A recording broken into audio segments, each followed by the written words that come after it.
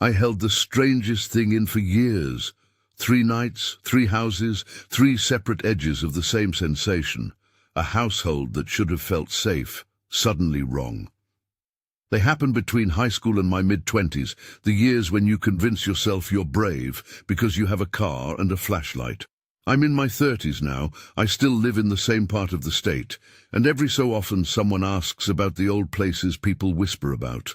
There are stories everywhere here, the kind you hear at diner booths or filtered through older cousins at family reunions.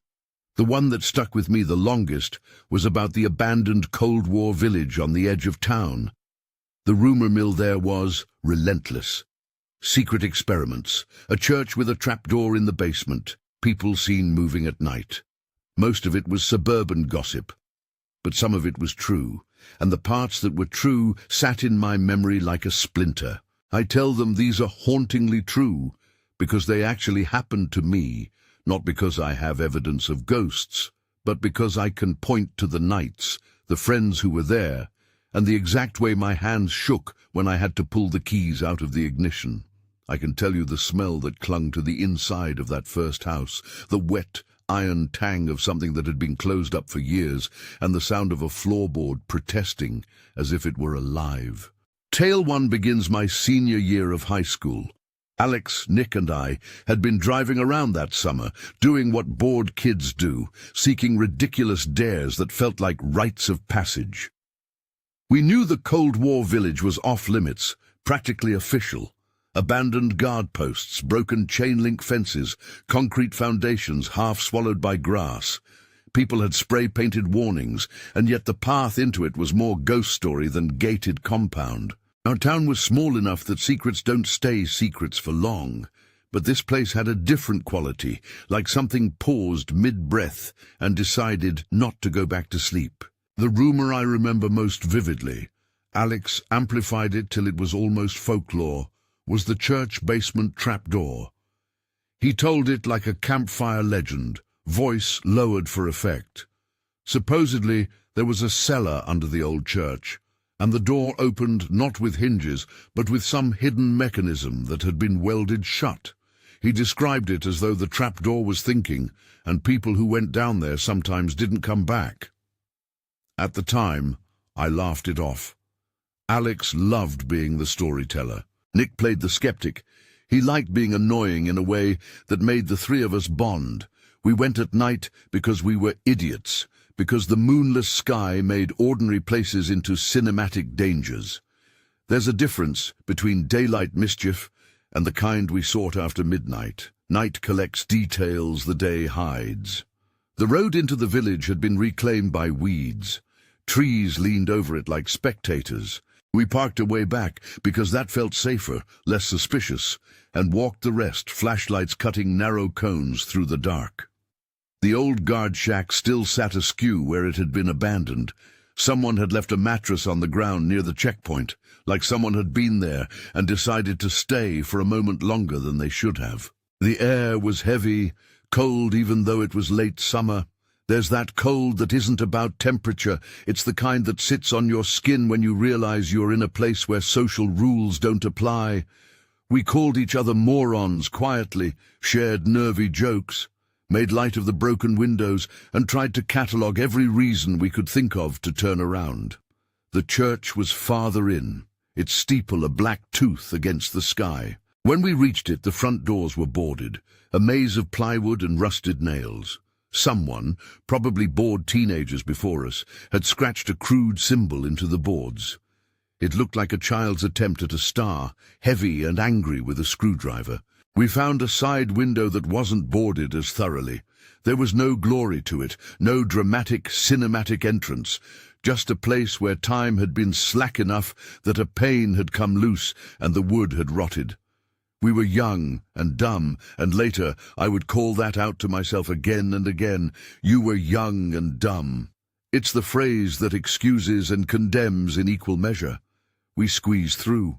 I remember the scrape of fabric on splintering wood, the smell that hit us immediately as if the house exhaled decades, a damp, old book smell with an undercurrent of something metallic. Inside the church, the floorboards sang under our weight, low moans that travelled over the pews like low thunder. Dust motes swam in the flashlight beams. The sanctuary was gutted. Hymnals lay scattered, pages flapping in the draught. The basement door, if that is what it was at the back, just behind the pulpit, covered in old coats and a veil of cobwebs. We joked about trapdoors with the kind of laughter that sits too long after the joke is finished. "Listen," Alex said, his whisper less like a joke and more like a dare between men who'd already made the pact not to run. He moved toward the stairs, the beam from his flashlight falling over the edge to show unpainted steps going down into black. The rumor about a trapdoor felt suddenly stupid and specific. We hunched around the banister and peered, our lights catching on old masonry and the top of a metal ladder. There was, unquestionably, an opening at the bottom. No cleverly concealed trapdoor, no theatrical escape, just stairs leading into a basement like you'd expect in an old church. That should have been reassuring. It wasn't. We went down for the thrill. We went down because we could. My shoes squeaked against the wood. The air down there was different, thicker, like breathing through a blanket. There was a smell I couldn't place. Not blood, not exactly. Something old and boxed like iron and closed drawers. I kept thinking of nail heads and the metallic tang people taste when they get sick. We explored with that ridiculous bravado that belongs to teenage boys, Nick taking the lead, Alex keeping up the act, me narrating my own nervousness as a joke. There were rooms lined with filing cabinets, half-rotted curtains, and a workbench with tools left in mid-use. Nothing dramatic, nothing cinematic, just the quiet accumulation of a life abandoned. It was when we split up inside that the normal rules of logic started to feel brittle. Nick went down a corridor. Alex disappeared into what might have been an office.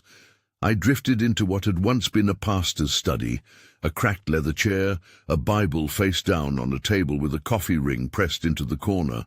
That ring was the kind of detail that stands out later when you replay things, a small, ordinary mark in an extraordinary place. Then we heard the sound, not from inside the house, not from below, but outside, across the yard, a wooden creak that was too rhythmic to be the wind. It sounded like footsteps on a porch, old timber flexing under a weight that made the grain groan. Alex yelled, half-joking, "Hello?" The sound stopped. You'd think that would have been it. We had heard footsteps, cold, and then nothing. But the silence that followed was wrong, slow, expectant. We gathered at a window, the kind that had once been stained and now stood grey with age. Outside, the yard had become a sprawl of forgotten lawn ornaments and broken chairs. In the near dark, shapes pooled like wet shadows. At first I thought they were bushes. Then 3 rounded forms moved in a line beyond the hedge, 3 head-shaped mounds crossing the property. The world simplified for a second into an image, 3 silhouettes gliding in unison. I felt my skin crawl the way it does in horror movies. That sensation you tell yourself is manufactured, and yet here it was, all the same. None of us spoke. Then the 3 forms stopped beneath a window, beneath the carport, actually. And for a heartbeat I thought it was people kneeling, praying even. Then one of the forms shifted, and it became horrifyingly clear they were looking into cars. Alex's face went pale. "Someone's checking our stuff," he breathed. The idea of a homeless person or a prowler felt plausible and ordinary, and yet it didn't match what we were seeing. One of the shadows leaned just a little too long toward a sedan, and then leaned inside, as if it belonged there. For a moment in the beam of my flashlight, I saw a silhouette hunched in profile, long hair, a dress that might have been black. But it was the proportions that made me go cold. The neck carried high, shoulders the wrong shape, a longness to it that made the silhouette wrong. We backed away from the window like burglars who had been caught in a candy store. There was a manic sort of clarity then. Get to the car, get out. The short sprint down the hall felt like an insult to my lungs. My heart was doing something I'd have sworn had never been intended for a human body. At the doorway, Alex's light bobbed like a buoy, and then something slammed into the side of the house. A heavy, deliberate thud that sounded like someone running along the siding. We were at the car in seconds, their keys jangled in hands that shook. The backseat door was ajar. There was a shape inside that was more than shadow, a pale cheekbone, the sweep of black fabric, a hand that seemed to rest on the upholstery as if to steady itself. When I say things happened fast, I mean they happened fast, in a way that make you misremember the order afterward. We fumbled, the sound of door metal and breath, and a voice from out in the yard, if voice is the right word. A woman's laugh? A long, low sound that sounded like someone clearing the sky. The figure at the backseat door moved. You would think you could define such a movement as fleeing or climbing, but the motion was wrong, smooth, deliberate, not hurried. When we noticed it was looking straight at us, the last piece of control fell away. Alex shoved the door. The figure dropped back from the car like it had been there to test a latch and not expecting to be seen. It moved toward the church as if it had planned to go home. We slammed the car into gear and left the yard like gravity had loosened under us. I remember thinking absurdly about hitting a mailbox, about the culvert at the edge of the road, about the way the steering wheel felt slick with my own sweat. We almost lost control on the gravel road. One sharp turn, a spit of gravel, a howl from a tire. And for a second it felt like the world could unmake us as easily as it had made the thing in the car. Somebody swore. I remember Nick's hands white at the wheel.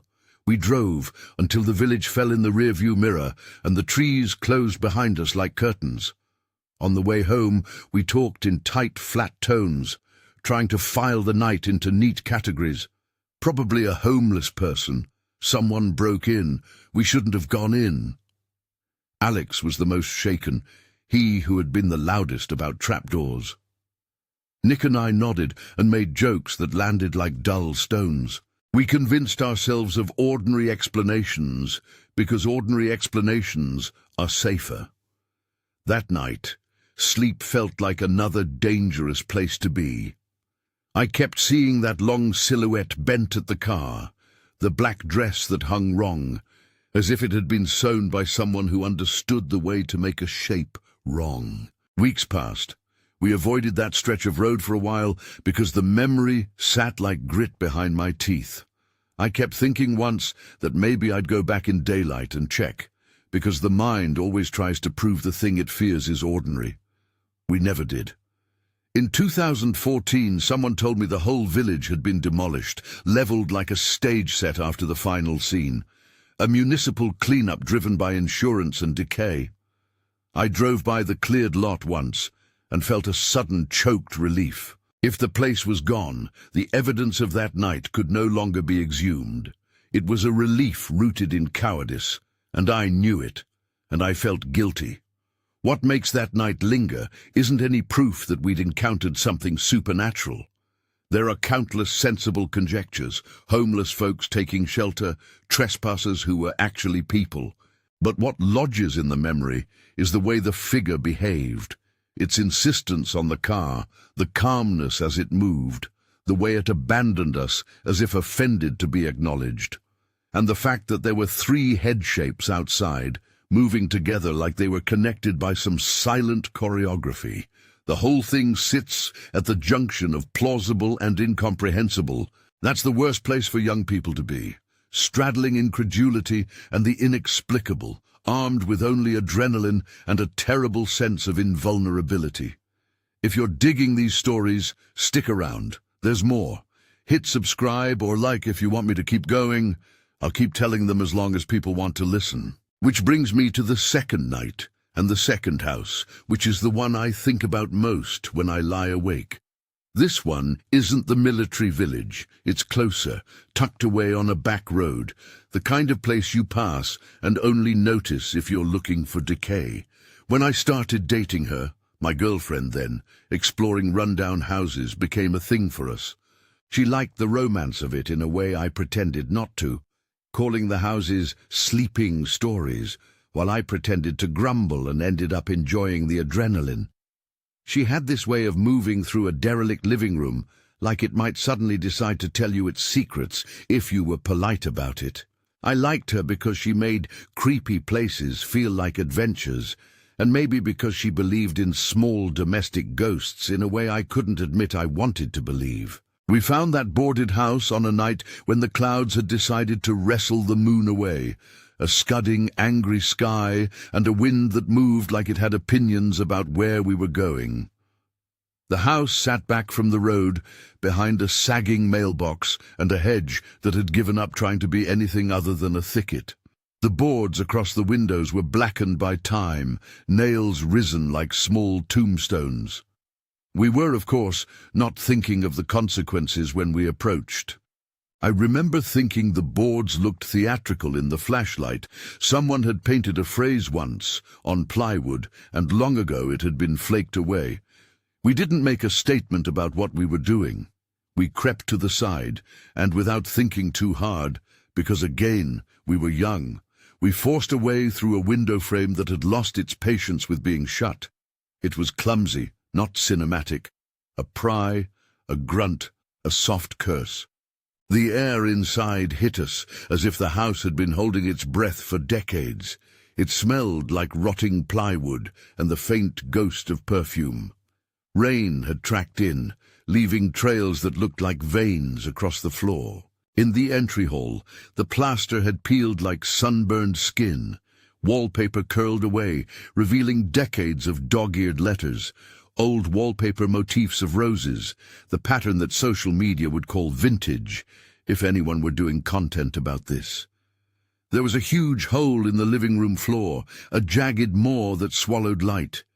You could see into the basement like the house had lost its center. I remember the way my girlfriend peered over it, a small smile on her face, thrilled at the dangerousness. We roamed in the way people do when they're trying to turn spaces into stories, opening drawers, lifting linens, finding items that were quietly intimate. A child's sock, a chipped mug with a dried ring where someone had left it on a night like any other night. There was a bedroom upstairs with a bed that had been made and left as if its maker had planned to return. A bathrobe hung on a peg by the door, still soft with age. I called up to her, half joking, "You think the people came back for the robe and forgot the house?" She laughed, but her laugh was small.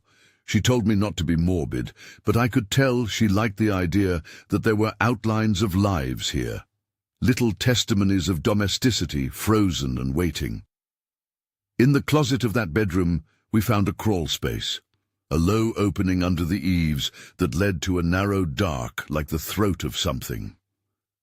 We pried it open, and light pooled in the space like a trapped animal. Inside, there were baby things, small yellowed blankets, a plastic rattle, a shoe with laces the size of a coin, cheap artifacts of early life. That detail hit me hard. The presence of a child's things in a house abandoned with a made bed made the place less like a set and more like a grave of time. Not a grave for a person, not a dramatic, violent thing, just the small death of a routine. We were both quiet for a moment. My girlfriend reached in and touched a baby blanket. Her fingers found a stain that time had softened into something like a watermark. We heard a creak from down the hall then, a slow, methodical sound, like someone shifting in a chair. At first, we both dismissed it as the house settling, but it was the precise cadence of a body in motion, chair leg scraping, a change in weight on a seat. My skin prickled. We crept toward the sound like characters in a movie, whispering to each other in obvious stage direction lines. "Do you hear that?" And maybe it's just the floorboards. The sound came from the parlor at the front of the house. The window to that room had been boarded, but the creak was unmistakable. I remember the hallway light, dim but enough to see the pattern of dust on the floor, the way our shadows made a twin track along the wallpaper. She held my hand without pressure, like a steadying presence. Maybe that's what love looks like at 20, holding someone to make sure both of you don't drift off the edge. We rounded the corner and there it was, a rocking chair. Not in the center of a set, not faded behind glass, but in the middle of the parlor. It faced the curtained window, its back to us. The chair moved gently, as if someone had just finished rocking and chosen to stop. There was a woman sitting in it, her body hunched into the chair, the top of her head visible above the backrest. Her hair was grey and tightly wound. The sound she made was a hum, a low, tuneless sound that seemed to vibrate the glass. It had rhythm like a lullaby, but no melody. I wasn't scared in that curious, cinematic way. I was raw with a sense of being watched from the wrong side of a glass. My first instinct was rational. Old people sit in rocking chairs, of course. Then my brain supplied the ordinary facts. The house was boarded. The front door was nailed shut. The floor by the hole showed no recent footprints. There didn't seem to be a way in that a living person would have chosen without making a lot of noise. We were two people standing in a doorway, looking at an old woman who shouldn't have been there. Our step across the floor betrays me in memory. I hear it now, as if it were loud as thunder. The floorboard squeaked under my weight. The hum stopped instantly. The chair rocked once more, and then stilled. I felt my heart hammer in my throat, that clumsy animal panic that makes you think of escape routes and names for things that aren't there. My girlfriend gently squeezed my hand. "Maybe she's a squatter," she said, voice small. "Maybe she's been living here." We moved closer because curiosity is an appetite as inexorable as hunger. I told myself I wanted to see her face, to prove the ordinary. We were about 3 steps away when the hum began again, deeper, like the sound had found a throat. The silhouette in the chair shifted. For some reason I couldn't explain, I was certain in that moment the woman would stand. I remember a thought so peculiar I still catch myself feeling the aftershock. If she stood, we would run.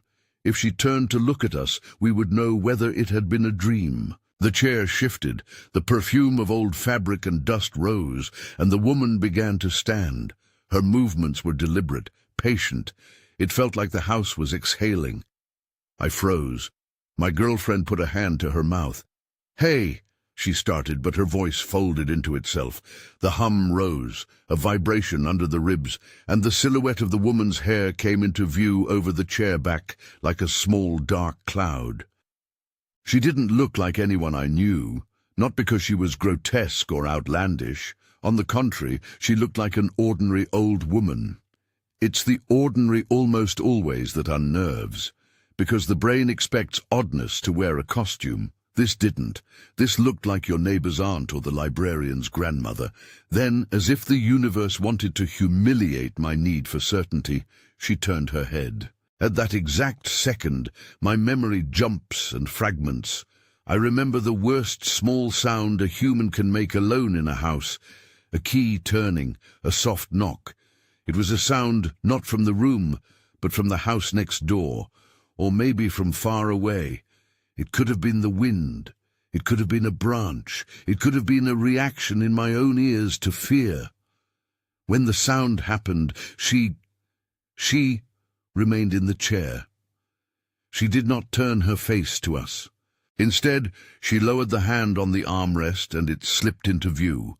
Only then did I notice the details that make the mind objectify memory. Her hand was small, the skin translucent like old paper, and there was a ring on her finger. The ring had an engraving of a child's face, not carved but suggested by a relief in the metal. I thought then of the baby items in the crawl space, and an ice-water clarity settled over me. The house was not a museum of props. It was an archive of a life or lives paused in a moment. I took a step forward. The floorboard gave a loud, accusing squeal. The chair stilled. The hum stopped. The woman, without turning, rotated her shoulders and then rose to her feet in a motion that was almost ceremonial. She moved like a memory rising, slow, as if looking for a phrase she had forgotten. I felt the air pinch when she stood. The house seemed to hold itself with the same carefulness you hold your breath before someone tells a secret. I was about to speak, to say something practical and dismissive, to make a joke to excuse my own tremble, when she faced me. Not slowly like a theatre reveal, quickly enough that it was shocking. No one else had our view. My girlfriend made a sound that was half laugh and half sob. I still do not have the language to describe the face, because faces belong to living stories. This face was weathered, yes, but there was something in the eyes that wasn't just emptiness. They were wet and bright, and if I had to put a label on the thing in them, it would be not malice, but recognition. A recognition that felt like being caught trespassing by a friend who had waited far too long for your arrival to feel comfortable. Before I could say anything, before I could explain that we were young idiots fumbling at the edges of old lives, the woman turned her head not toward me, but toward my girlfriend. A single syllable hummed out of her mouth, not a word in any language I knew, just a sound like the last drop from a leaking faucet.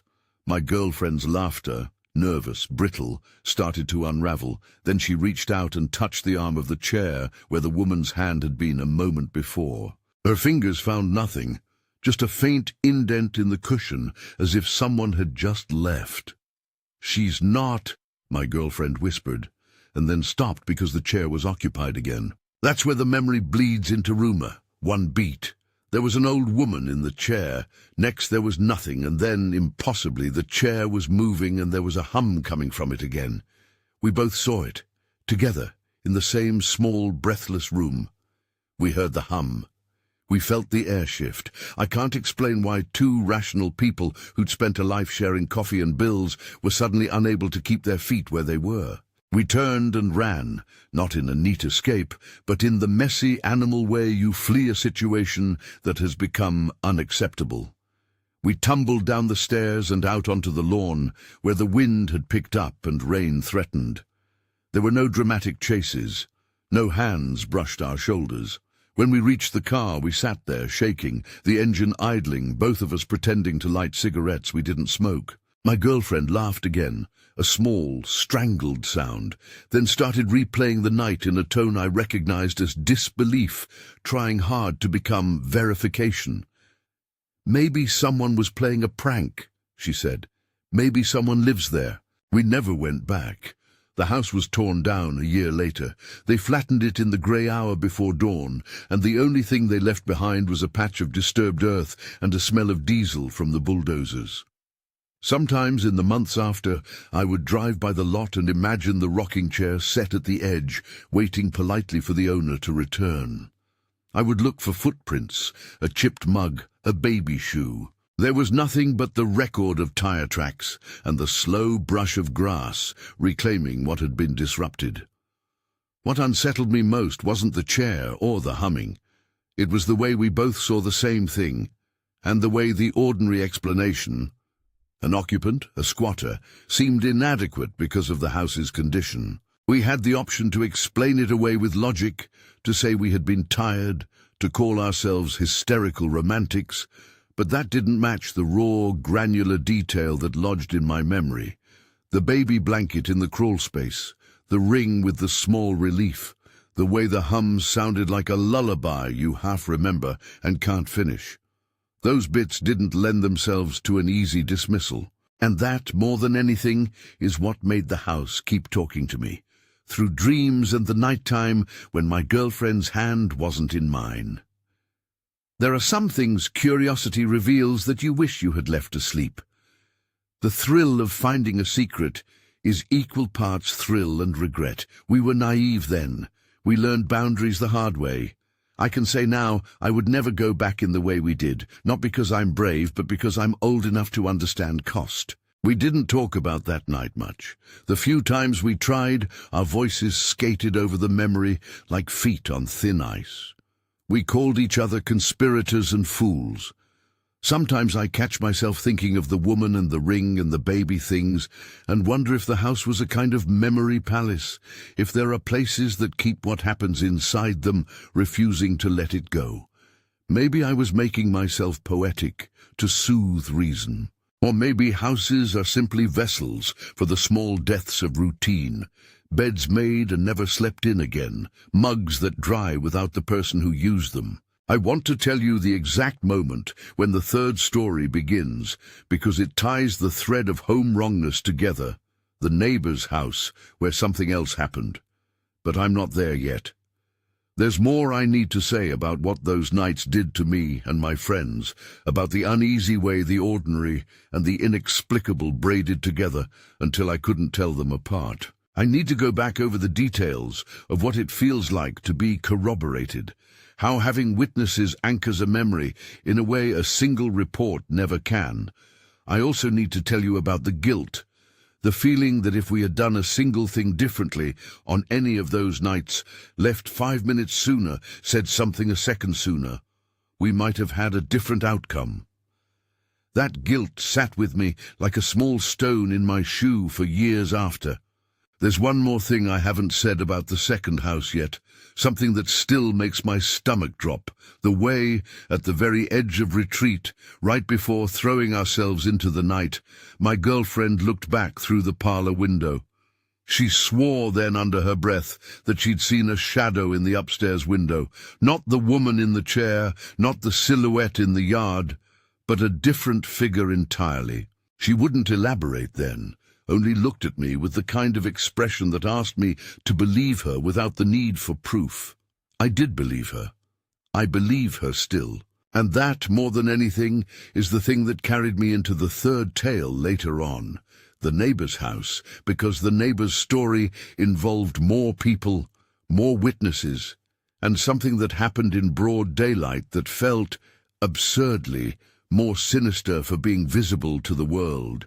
It involved aftermath and images that stuck not as a single flash, but as a series of small, cold facts, a body bag, a house left to rot, a silhouette at a doorway that a dozen people saw.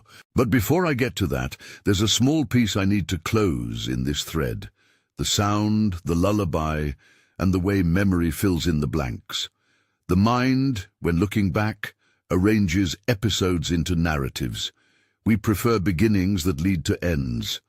But sometimes there is no tidy end, only the echo of a chair's creak and the way the air moves in a room when someone stands. I want you to imagine for a moment the smell of dust pressed into upholstery, the way rain makes the house exhale small sighs through cracked window panes, the hollow vibration of a hum that has forgotten its tune.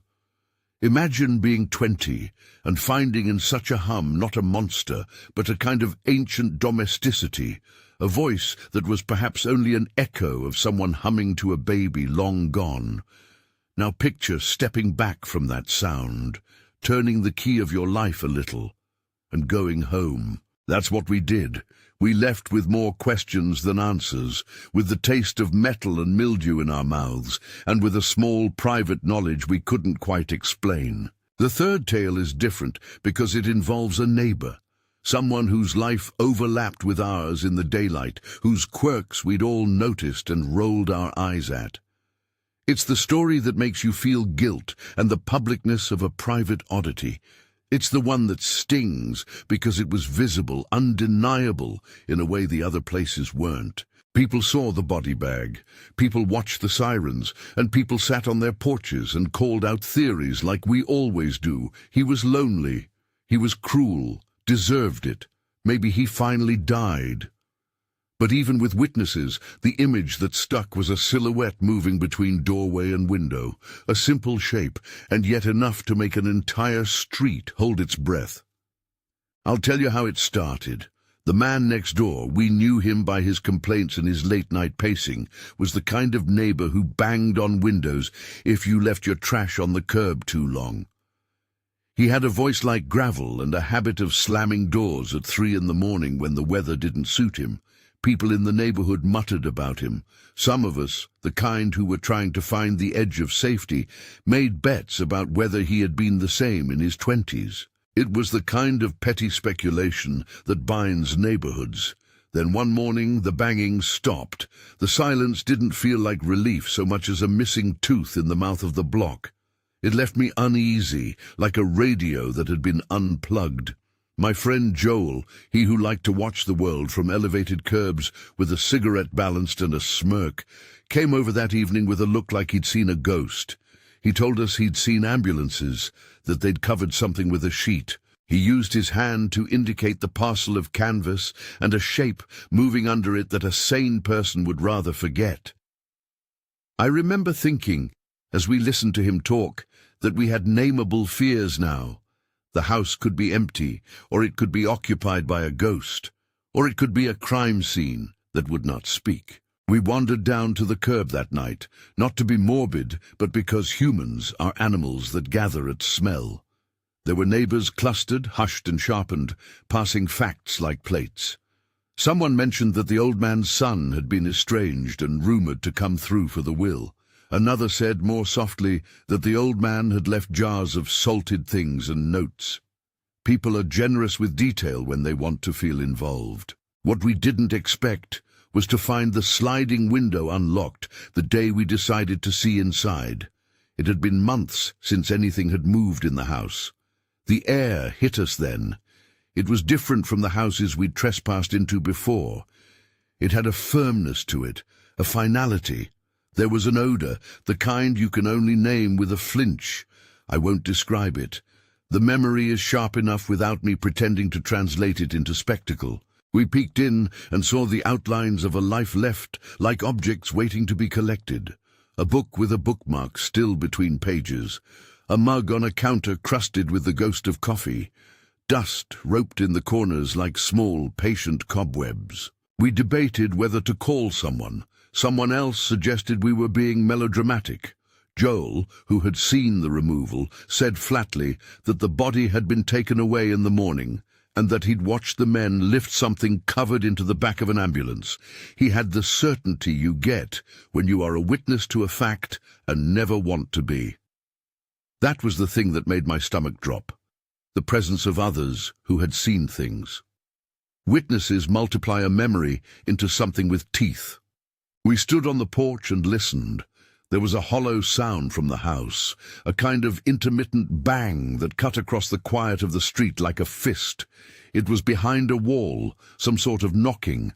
The neighbors shifted. Someone suggested it was mice.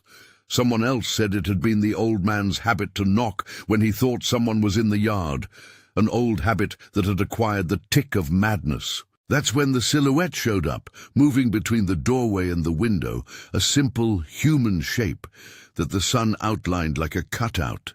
It might have been a trick of light, it might have been a man, but a dozen people saw it, and the fact that more than one person saw the same thing made it sit heavier in my memory. I wasn't the only one to see, and that's the terrifying part, and the part that gives me the most trouble. This thing, the silhouette, wasn't confined to my private fear. It stood in my neighbor's house in plain sight, and yet it behaved as if it were aware of being watched, moving in small, deliberate steps between a doorway and a window, neither going out nor coming in. It paused, and the pause had a timing that didn't belong to the living. It felt like someone reading a line and deciding whether to continue. That's when Joel said, quietly, "It moved like someone checking the light." The phrase felt ridiculous and precise at the same time. We all watched and speculated and took tiny steps closer to the threshold of understanding. And then the house went quiet again, as if someone had closed a curtain on the whole street's attention. I told you I wouldn't jump to supernatural conclusions. I still won't. There are plausible explanations. Grief can create behaviors that look odd. A protective family member clearing out rooms might pause to take stock. Shadow can play where angles and blinds misbehave. But there is a kind of stubborn specificity to certain moments. You look at something in a particular way, and it's recorded with the sharpness of an etching. The silhouette, the body bag, the unlocked window, these are not the sort of memories you can fold neatly into a tidy box labeled coincidences. I'm going to stop here for a minute because there's a difference between a story that lives in your head and a story that has witnesses. I want to be honest. Part of what made that neighbor's house stick with me was how public it was. People saw things there. Siren lights and a covered stretcher, neighbors hovering on porches like a cluster of worried birds, Joel standing on the curb with his face gone thin and serious. When multiple people hold the same image, it forces you to stop pretending it was only your imagination. The night I'm about to tell you happened a few days after Joel told us what he'd seen. The house sat quiet, a bruise on the block. We were walking by because humans are predictably curious, and because, for all my disclaimers, I was still one of the bored ones who needed to look. The sliding window was unlocked. I won't try to make that sound poetic. It was a small, stupid thing, an unlocked window in a house that had already been emptied of its living habit. That unlocked window is the reason I know exactly how the room smelled, like old coffee gone to dust, a sweetness of mothballs, and underneath it all a firmness that told you something had stopped in the middle of living. There was no dramatic scene inside. A book lay open with a page folded over midway, a mug with a grey ring beside the sink, pans stacked on the stove. It felt staged in the way a snapshot is staged. Normal items arrested mid-gesture. We stood there for a while, the three of us sharing that ridiculous compulsion to see the private place of someone whose days had ended. Joel pointed out the small things that made him uneasy. A chair placed just so beneath a lamp, a calendar turned to a month with a date circled in ink. The visceral part of me that still prioritizes being a spectator over being decent kept gliding from object to object and cataloguing them.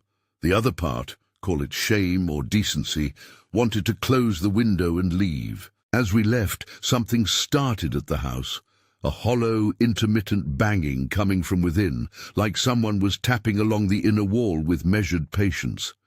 It wasn't loud enough to be a neighbor's temper tantrum. It had the cadence of somebody checking rooms methodically. The sound carried on, an air that had been warmed by afternoon sun and was cooling into evening, and in that specific light, shadows framed the doorway and made it look like the house breathed in sections. People on the sidewalk stopped and looked. That's when the silhouette walked into the frame. It's tempting to over-dramatize how it appeared. It was not a burst of shadow from nowhere. It was a quiet, simple human shape, briefly interrupting the geometry of threshold and window.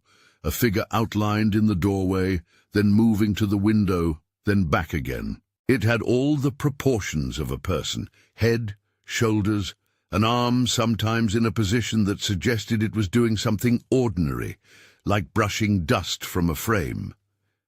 But there was a slowness to the movement, like someone moving through thick water.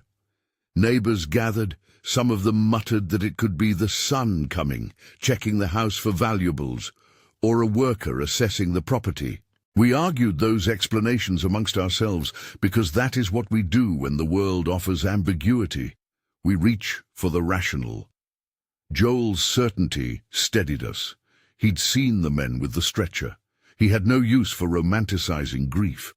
When he said flatly, "That silhouette is moving wrong," the rest of us fell quiet. People who are certain don't need to be loud about it. Their tone carries its own weight.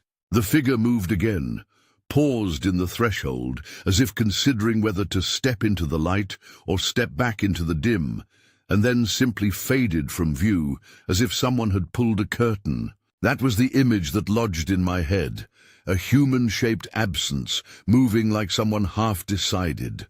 The body bag memory in the background made the silhouette feel obscene, not in a graphic sense, but in the way it turned private end into a public spectacle. You think you can assign motives to neighbors: lonely, prickly, cruel. And when the day finally proves you right by taking someone away, you expect to feel something like closure. Instead, the street felt like it had been made of questions. Months passed.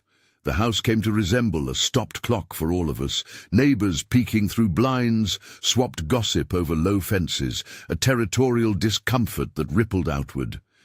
Eventually, the estranged son showed up. Not the theatrical return you see in movies, but a sober, practical man with a contractor's demeanor. He hired people. They took things out in neat piles. and the house was gutted. The removal was unsentimental.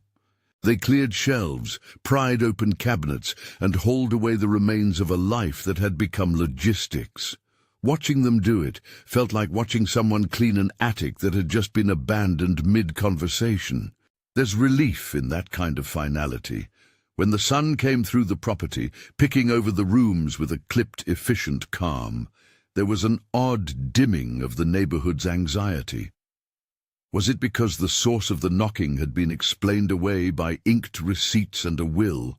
Maybe, but it was more likely because people had someone tangible to focus on, a living person who could be held accountable, asked questions, given blame, or offered sympathy. It's easier to process grief when you can put a face to it, even if strangers' faces are hard to reconcile with the history they inherit. Even after the house was gutted and sold, the silhouette remained a small, stubborn scar on my memory. The way it had refused to commit, neither leaving nor entering, neither fully present nor fully gone, felt like a deliberate insult from the universe. We had evidence that something had ended in that house. We had witnesses who had watched a form move in the doorway. Yet beyond that, there was this residue, the sense that windows and thresholds mark more than entries and exits. They mark places where people once hesitated, where choices became habits and habits ossified into the furniture of life. I suppose what ties that silhouette to the other two places is that all 3 nights violated a basic intuition, that houses are safe because they are ordinary. The Cold War village, the boarded house with the rocking chair, and the neighbor's place each compressed ordinary details into a frame that refused to be ordinary anymore. The domestic artifacts were consistent across them. Beds made, mugs set down, baby blankets folded away. Yet in each instance they became uncanny because someone else seemed to be moving through the margin of those ordinary things. After the sun cleaned out the neighbor's house and it changed hands, the block tried to return to normal. People resumed their rhythms. Mailboxes again collected newspapers. The daily grinds reasserted themselves with stubborn patience. But I couldn't shake the way I kept checking over my shoulder on evening walks. I couldn't shake the guilt that sat with me like a pebble, the small, nagging question of whether our curiosity had done anything but compound the absence. Had we, by poking and prodding, made the uncanny thicker? Or had we simply been present when something true and terrible unfolded? I bring this up because one of the abiding textures of those years was survivor's guilt of a minor, suburban sort. It's not the heroic guilt of battlefield survivors. It's the personal, private kind that nags. What if we'd left 5 minutes sooner? What if we'd looked away? What if a different decision had nudged the dominoes set into another shape? Those what-ifs feel monstrous in the small hours. I still feel a prickle of that stone in my shoe sometimes when I pass an old house, when I see a porch light on and imagine a chair rocking slowly in a parlor. Looking back, there are a few things that anchor these memories and keep me honest. First, the corroborations. Alex and Nick, the girlfriend, Joel, neighbors, people who were there and who remember the order of things differently, and yet patch their memories to match the outlines that matter. The fact that we don't all remember the same adjectives for the faces or the same sequence of small sounds is normal. Human memory isn't a camera. But the larger impressions, the silhouette moving, the chair rocking, the figure in the car, those are shared, and shared impressions press harder than solitary ones. Second, there's the texture of the ordinary items that returned in each story. A cup, a ring, a blanket, a Bible with a coffee stain. Those are the small breadcrumb evidence of lives interrupted. Not gruesome, not sensational, just paused routines. They make it harder to file these nights under fantasy or urban legend because they root the unknown in the known. When you find a child's sock in a crawl space, you can't explain it away by calling it a prop. It was a thing someone used. Third, and perhaps most important, is the way each account ends in ambivalence. We were terrified, and we left. We were curious and we learned not to be. We saw things that didn't fit neat categories and had to live with the discomfort of not knowing. The title I gave these stories, Hauntingly True, isn't a declaration of the supernatural. It's just an honest way of saying these things happened, and they were uncanny in ways that didn't bend easily to explanation. I could tell you the tidy ending that audiences often crave. It's reassuring to hear a punchline that explains everything, a rational answer that eliminates mystery. But life rarely offers such a tidy conclusion. The demolition of the village felt like an erasure, but it didn't erase the memory. The boarded house was torn down, and yet the hum remained a private recording inside my head. The neighbor's home was gutted and sold, and yet the silhouette stalks my recollection, like a shadow that refuses to align with the light. So why tell you these things now? Part of it is confession, part of it is the simple human desire to be understood. The other part is that these stories are small contracts with the world. You listen, I tell, and between us, some part of the strange is held accountable by speech. When we put a weird thing into words, we make it less likely to metastasize into paranoia. We also make room for other people to come forward with their own quiet, noisy oddities. Maybe someone in the comments will say, "Yeah, I saw the lady in the rocker too," or "My aunt knew someone who lived in that village," and we'll begin to map what is regional rumor and what is corroborated fact. I keep coming back to one image that threads through all 3 nights and refuses to go away. An ordinary domestic gesture made strange. A hand resting on upholstery, a silhouette pausing in a doorway. A hum that was almost but not quite a lullaby. Those moments are the worst kind of uncanny because they take the thing you trust most, home, and tilt it slightly. It stays the same in many ways, but the tilt is enough to ruin certainty. If you've made it this far, thank you for sitting with me in these memories. I've held on to them for a long time, and telling them out loud feels like lifting a weight slightly. If any of this resonates, if you've got an abandoned house story or a silhouette that won't leave you, share it below. I read everything, and if you like hearing these kinds of true, unnerving nights, subscribe. There are more of these stories, and I'll keep bringing them if people want to listen. One last thing before I go back to the polite routines of everyday life. Sometimes, on late drives home,